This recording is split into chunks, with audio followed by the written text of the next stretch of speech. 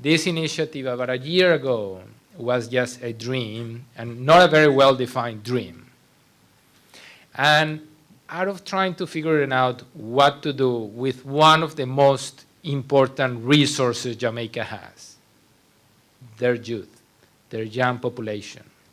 When you have 38% of the population between the ages of 12 and 35, Jamaica has the responsibility. Jamaica has the responsibility to use well that youth dividend. The next 20 years are going to be critical for the country because the profile of the population is going to change. If the youth of today are not educated and don't have the opportunity to jump to the 21st century with well-paid jobs, with the opportunities to develop their businesses, in 20 years, Jamaica will have an old population without the opportunities. So this is not only a general event, and very nice that we come here and we talk about it. It is fundamental for the future of the country. This year, the most important report of the World Bank, what we call the World Development Report, and every year we choose one development issue of fundamental importance for the world.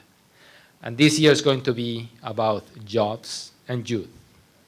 So there couldn't be a more opportune launch of this event in Jamaica to say and to raise the profile of this very important development issue.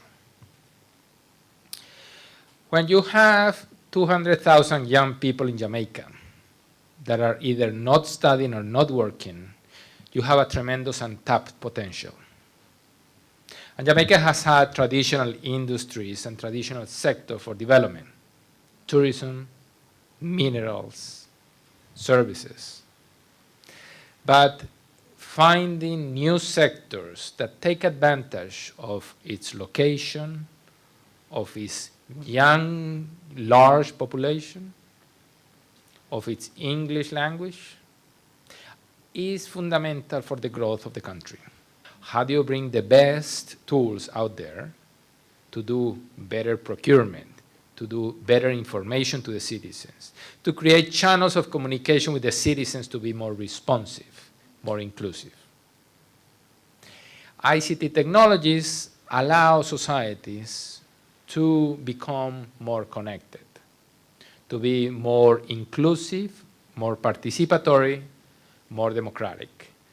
And therefore, these opportunities to bring the youth of Jamaica to be an integral part of the development of the country is an opportunity that we hope this event and the events that will follow will raise to the forefront of the government and civil society discussion. Many of the events that we saw in the Arab Spring were basically based on ICT. An inclusive society that really brings the young and makes them participatory agents of change and progress is a society that will move to the next generation with a much stronger step, with much stronger opportunities for growth, with a much better future.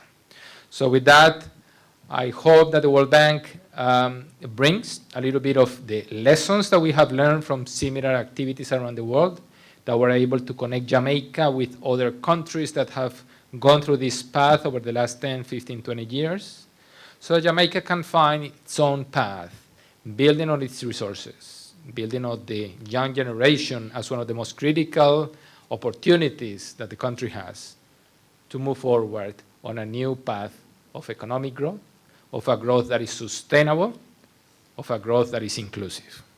Because many other countries will be looking at this event with a lot of interest, because I can already see, as I said at the beginning of my brief intervention, the energy, the enthusiasm, the expectations for this event. Thank you so much.